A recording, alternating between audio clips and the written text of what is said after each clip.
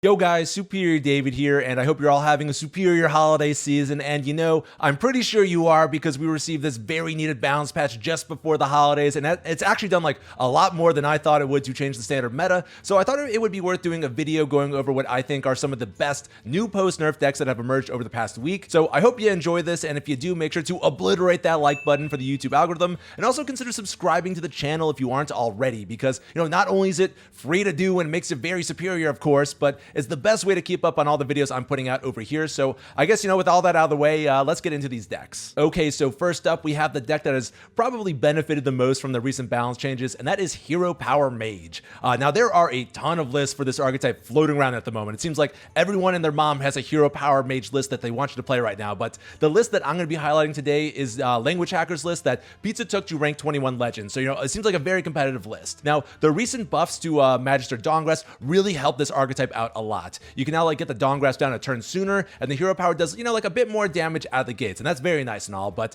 I believe the Wildfire buff is the change that really makes this deck, like, you know, actually good, because now its effect persists even if you change Hero Powers, which allows you to crank your Hero Power damage up to just obscene amounts, especially in conjunction with the Dawngrasp Hero Power. Like, I've had games where I've gotten my Hero Power to literally 10 damage. It's insane, and like this gives this deck like a lot of inevitability on top of like Mage's like already good burst damage cards, you know, like, you know, Mask of Cthulhu, and of course the Mordresh Fire Eye that we run in this list. So games will typically get to a point where like your Hero Power does so much damage that your opponent is like constantly worried about dying from like half life, and it's hysterical. I'm sure, you know, we'll get sick of it in a couple months, but right now I'm really enjoying it. But anyways, the one thing I will say that I'm not entirely sold on with this list is the Rune of the Archmage. Now, I think some people are really bullish on this card, and you know, I trust me when I say this, guys, I want to be right there with them, but you know, personally, I've been consistently screwed over by Rune of the Archmage every time I've played it, so I'm having like a real hard time endorsing it here, but I think overall, Hero Power Mage is definitely feeling like really good at the moment, so I definitely recommend this list if you're looking to like climb on ladder and just start winning some games. Okay, so now moving right along, we have a deck that benefited a lot from the nerfs and also received like a small buff itself, and that is Deathrattle Hunter, and this is Hattrik's rank 237 legend list. He's a really cool streamer, you know, not so great taste in music, but you know, I won't hold that against him. But I guess back to this deck over here. So again, this deck did receive a little buff with the Beastmaster Tavish's Hero Power going down to 2 mana from 3, which, you know, makes the card just feel a lot better to play. You know, before the Hero Power just really was like clunky to weave into your turns, but definitely a lot better now. But I feel like what really helped out this deck was just the nerfing of a lot of the spell burst based combo decks that were so prevalent in the previous meta, and I feel like this has caused the game to slow down. So this means like with this deck, you can more often cheat out those mountain bears and really start cheating out those big beasts to like overwhelm your opponent. And the mountain bears, I'd say, are actually really good at the moment because the sticky taunts allow you to sort of like deny those Mr. Smites, like burst combos that you're seeing a lot of these days. I feel like Mr. Smite's really big in the meta right now, and you can even like deny like the Demon Hunter Kurtrus OTK shenanigans, especially if you can like use like Revive Pet or Jewel Nazat to bring back extra copies of these mountain bears. They're actually really good right now. But I would say even beyond that, the game has slowed down enough to the point where like you can actually sort of like do the shenanigans with the Rat King, where like you get like a full board of Rat Kings, and you sort of like stagger them, so like when one dies, another wakes up, and it's really funny and awesome when you pull this off, and it absolutely wrecks like any slower decks that you happen to encounter on ladder. I absolutely just stomped the yard with like a Deathrattle priest. It was amazing. But I would say overall, I jammed a few games with this deck, and it's feeling nice if you're looking for like some spicy hunter action, which I'm sure like many of you are after a year of just like face hunter being the dominant archetype for this class. But I would say you might want to tweak some of the cards in this list, because, you know, personally, I was quite underwhelmed with the Aim Shot, which I know is a good hunter card overall, but it loses a lot of value in this list after you play Tavish, which you like, now that it's been buffed, you actually really want to do now. So I think if you want to switch out cards, here would be the place to start for sure. Now, next up, we have a deck that I'd say is a real fan favorite and one that I personally love, and it's been gaining a lot of popularity over the weekend, and that is Quest Druid. And this list over here is a list that Habugabu, a great streamer, wonderful personality, took to rank 1 legend. The madman hitting rank 1 legend with Quest Druid. So the idea behind this deck is that you want to, of course, you know, complete the quest so you can start bonking your opponent in the face with, you know, good old Guff the Tough. But I think it's important to note in this list that we run the Capture Coldtooth Mine, and it's sort of built so we can essentially tutor up the Wildheart Guff hero card. And we've been seeing this like little combo a lot with Druid decks lately, and it's really good because the Guff hero card is actually amazing once it gets going and can net you like a lot of mana. And then this in turn allows you to pull off these like ridiculous combos in the same turn that you really shouldn't be able to pull off, particularly with cards like Moonlit Guidance and Solar Eclipse, which require you to combo combo cards together in the same turn to like get value out of them. And I find if you need more top end to close out games, you can always fall back on the resizing pouch at 10 plus mana to get you like a Yogg-Saron for the random GGs, or even like a Y'Shaarj to recur those Moontouch amulets that we just like naturally run in our deck, and we can just bonk our opponents down that way. So really fun deck here. And I guess all in all, Quest Druid seems to have a lot going for it right now, especially since like Libram Paladin seems to be more on the outskirts of the meta at the moment. That could change, but I think right now is a really good time to jam games with this deck. And I think overall what we're seeing with the Druid class is like the Catcher Coldtooth Mine / Guff hero card combos sort of becoming like the go-to way for building like non-aggro Druid decks on this new patch. So, just keep this in mind if you want to build Druid decks going forward right now. Okay, so next up we have a Demon Hunter deck that,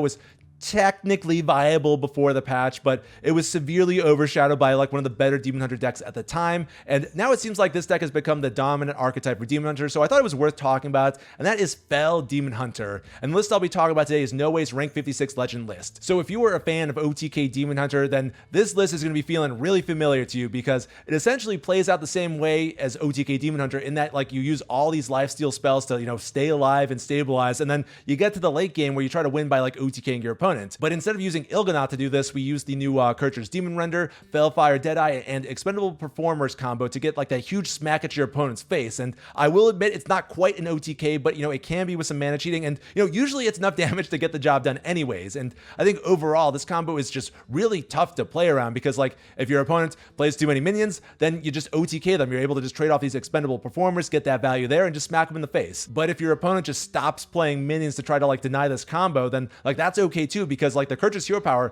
actually deals like a lot of damage on its own. It's basically just like a normal hunter hero power, so you can like chip down at your opponent's life. But like I'd say beyond that, we also got the Jace Darkweaver to recur like our powerful like Fel damage spells, and like just playing like the Jace Darkweaver can often take out like at least half of your opponent's life. So a lot of like inevitability with this deck. So I think overall Fel Demon Hunter feels like the new go-to Demon Hunter deck to me if you want to like be jamming some Demon Hunter right now. And I would say that the only downside to this deck is the same downside it had before, is like that it's just very reliant on the Kircher's Demon Render. So like if you don't draw that Kircher's, you tend to struggle a bit. So a little PSA there. And now to wrap things up, I'll be highlighting another archetype that was, technically viable before the patch, but has since become so much better due to the balance changes and also just like a different approach to how we build it. And that is Burgle Rogue. And I'll be highlighting Jay Alexander's rank 46 legend list. And after dropping down to like 3K legend, just testing a variety of different decks after the balance patch, I was able to climb back to triple digits using like exclusively this list. So it's definitely the deck that I'm most bullish on in this video. If you're gonna play like any one deck from this video, I think this is the one to play.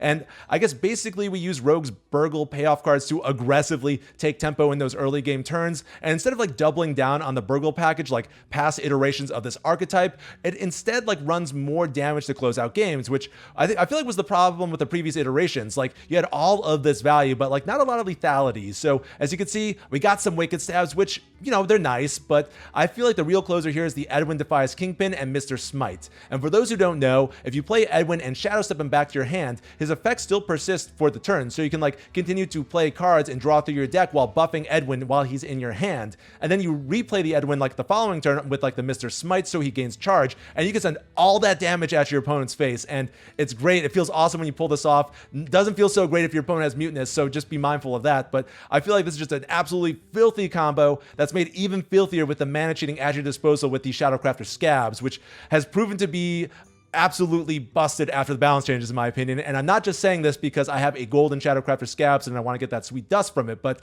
anyways, in my opinion, it seems like this is the way that Rogue will be winning games from now on, at least in this balance patch, to the point where like I saw says Zocalo made a Rogue list that's like even more all in on like this Edwin Mr. Smite win condition, which I'm not sure is better than this list, but I will still show it to you because I feel like it's very spicy, and it looks like it's definitely one that I'll be checking out in the next couple of days. But anyways, that's it for new post-nerf decks. So let me know what you think about all these lists down in the comments, and also let me know what you think about the balance changes as well. I feel like the initial reaction, was a little mixed, and in the first couple of days there were still like a lot of Quest Warriors and Libram Paladins, but I think we're starting to see those decks sort of drop off, and the meta has definitely opened up a considerable amount, in my opinion. I'm personally still, like a little nervous about OTK decks overall, but I guess we'll have to sort of just wait and see how things develop going into the next year. So I guess with that, stay superior, and I'll catch you on the next one, guys. Later.